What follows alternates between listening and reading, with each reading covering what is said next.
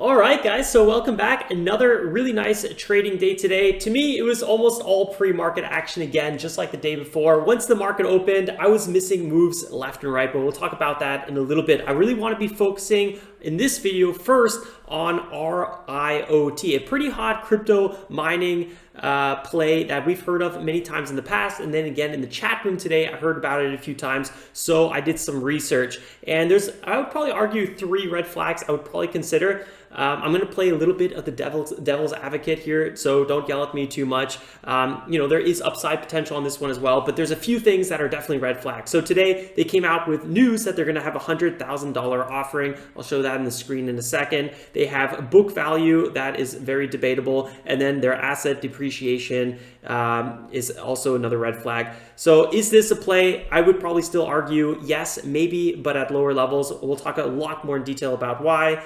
And then for day trading, guys, today, man, the big problem today was I was very, very cautious because pre-market, it wasn't the nicest stuff. And then out of the gates, we weren't seeing the best moves at first, or what I thought were really, really good moves. But there was one thing I should have been more attentive to, and that was just the amount of buying pressure on one of our elite gappers. And actually, let me just go ahead and go to the screen right now, because here you can see our day trading profits for the day.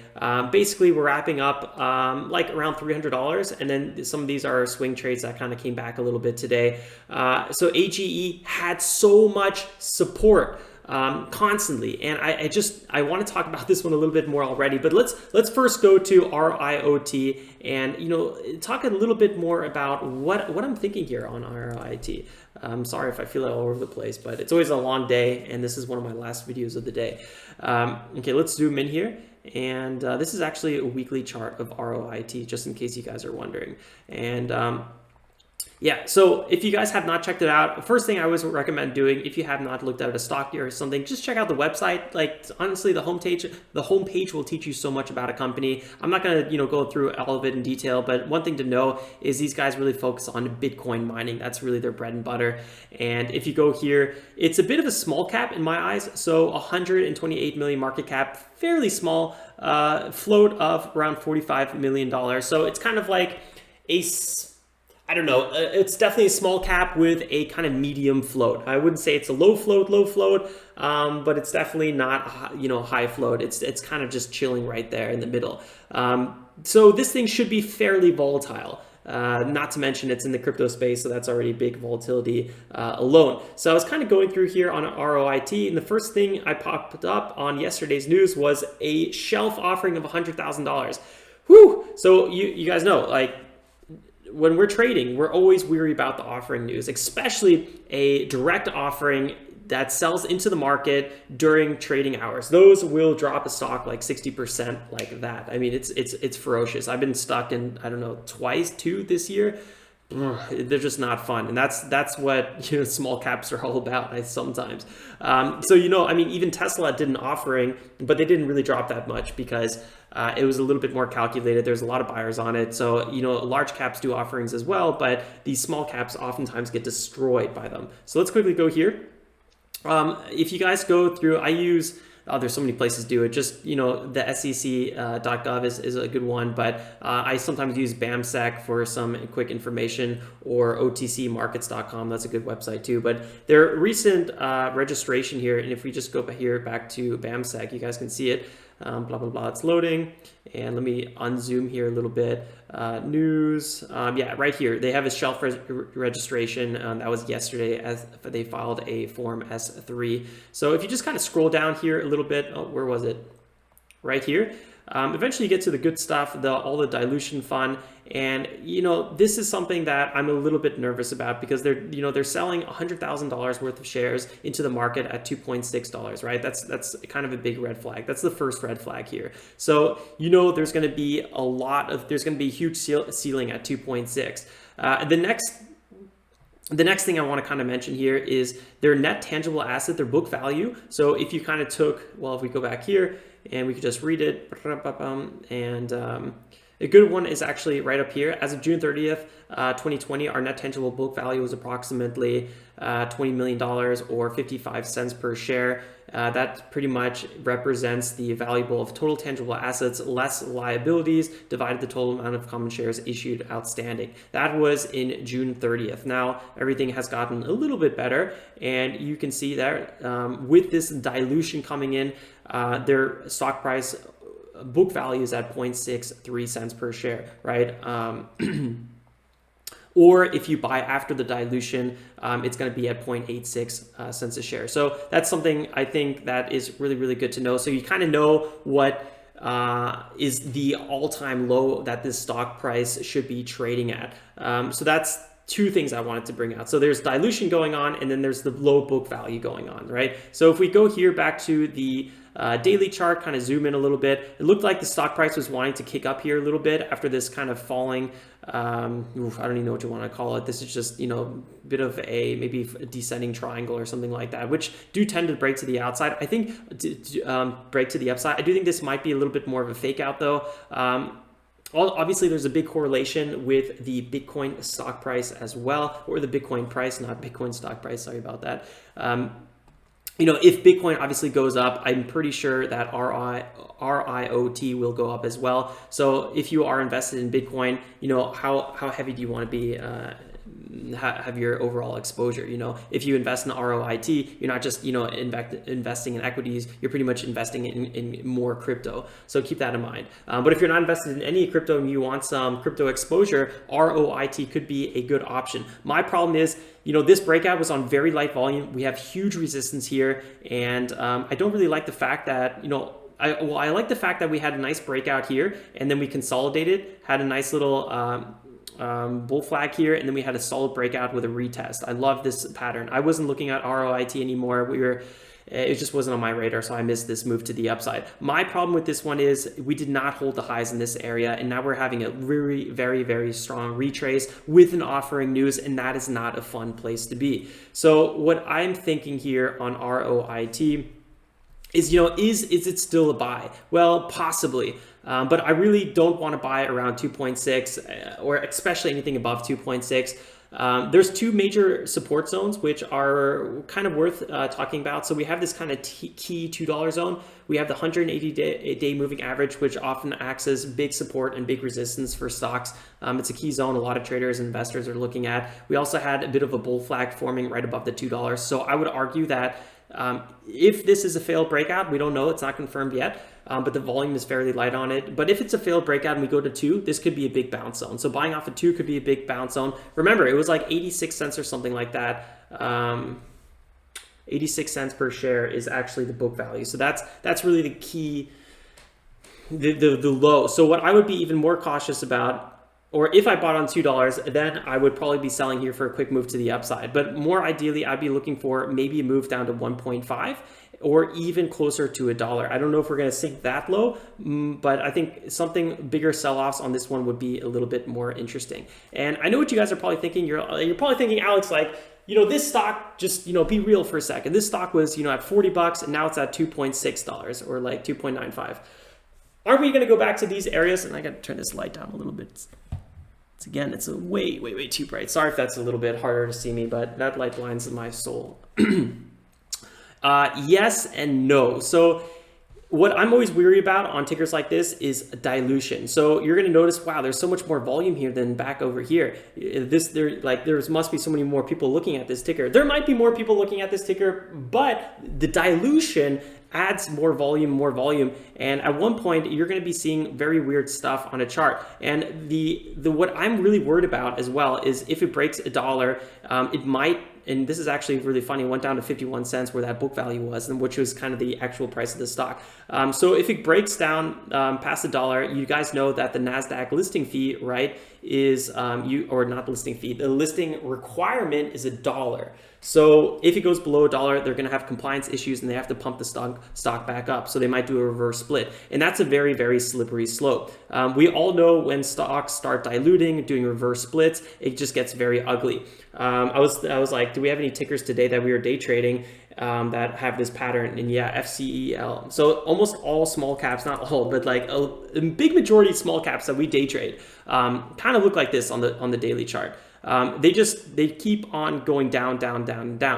And you think, you know, on a company like this, you're like, Alex, FCEL, this was at $7.8 thousand at one point. What, you know, right now it's at $2. Like, oh my God, I'm going to buy this and it's going to go back up here. It's not going to go up.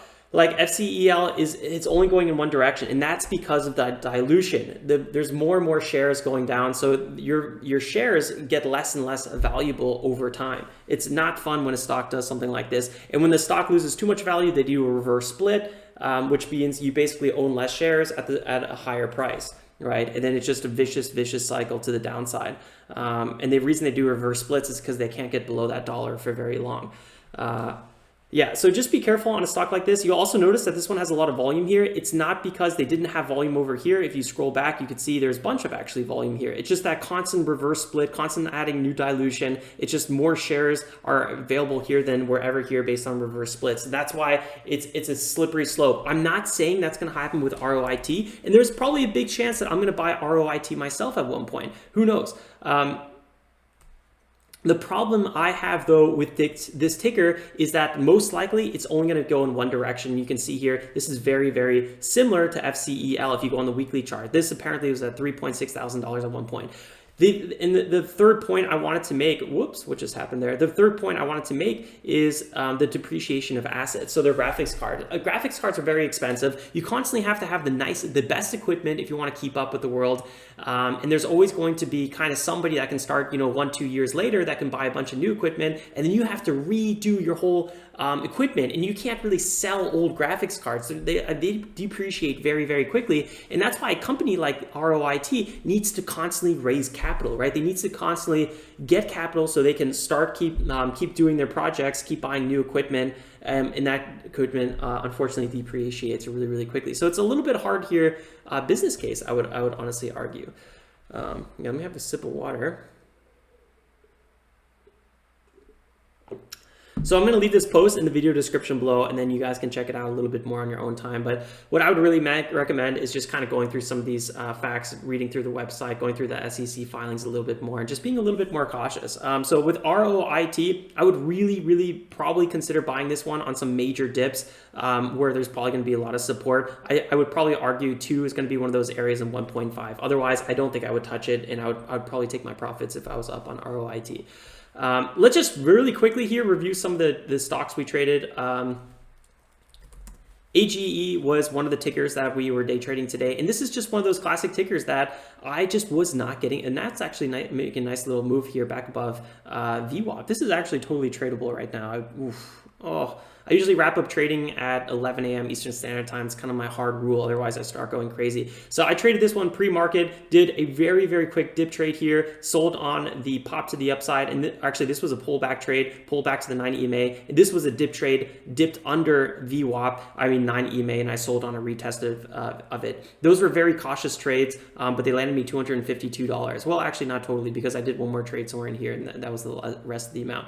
I constantly was too conservative. I didn't like the catalyst on AGE that much. So the only thing that came out about AGE is that Juvenescence, I don't know if I'm saying that right. I think it's called Juvenescence Limited, had a 50% stake. So I looked into this company a little bit. Apparently they have a pretty decent track record to some extent, investing in longevity, kind of anti-aging companies. I was like, okay, 21 million float, that's pretty nice. US biotech, all right. Everything looking okay, but I wouldn't say like lead gap or catalyst potential. So I was always really hesitant on this one, and I was constantly waiting it to dip a little bit lower. Here it dipped to like 203 and had I was ready to go at like 180, 195 or something I would have bought, or even 197. Here was a nice bull flag. Again, I was waiting for a little bit further dip to VWAP, didn't have my entry. So it was like I was constantly missing this one. Here I wanted to buy here on the 9 EMA retest. Again, missed it, ended up buying a little bit into the breakout, took my profits really quickly, but I didn't get a full fill there. So I only went $1,500 when I wanted to go $5,000.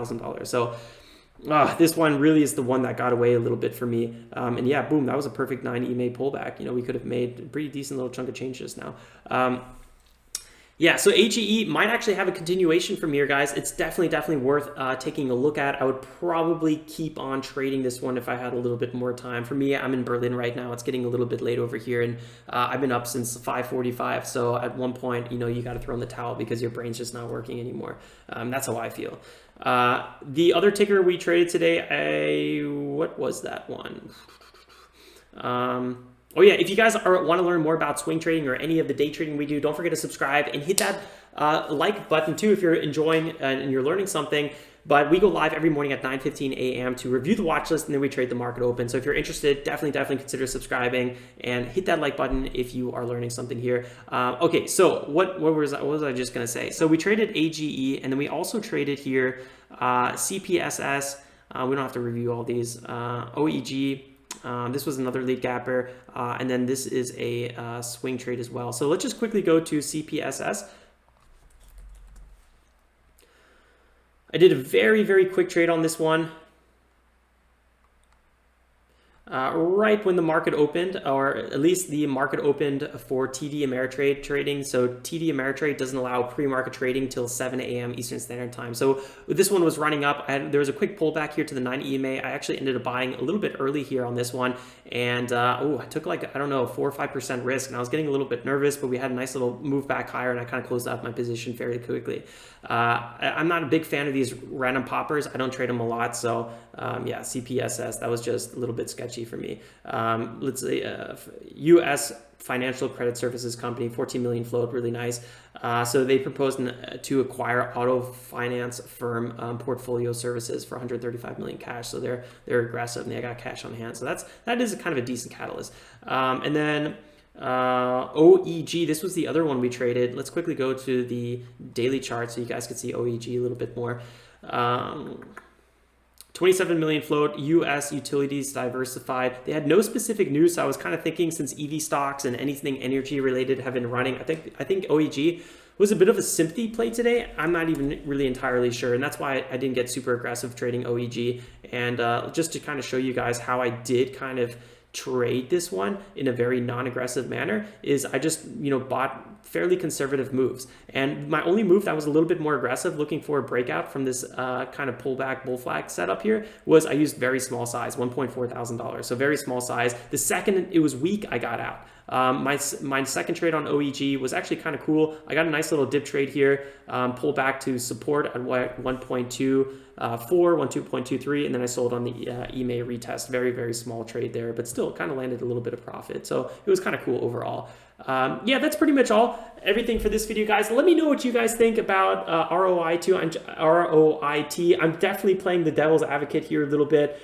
So stick with me a little bit on that. But I'd love to hear, are you guys long ROIT? What do you guys think about this one? Do you think it's got a long-term play from here? I'm not totally sure. And then if you guys are trading AGE, let me know, because I think AGE might be an afternoon runner. This is just good fun to watch. I could watch this one all day. Selling off here a little bit. Just be careful, guys. I mean, any of these companies can come out with an offering at any second. That's why I like to wrap up usually right around 10:30, 11 o'clock. All right, guys, that's all for this video. Thanks for tuning in. I will see you guys first thing tomorrow morning to trade the market open again. Till then, like always, stay safe and make some awesome trades. Ciao, guys.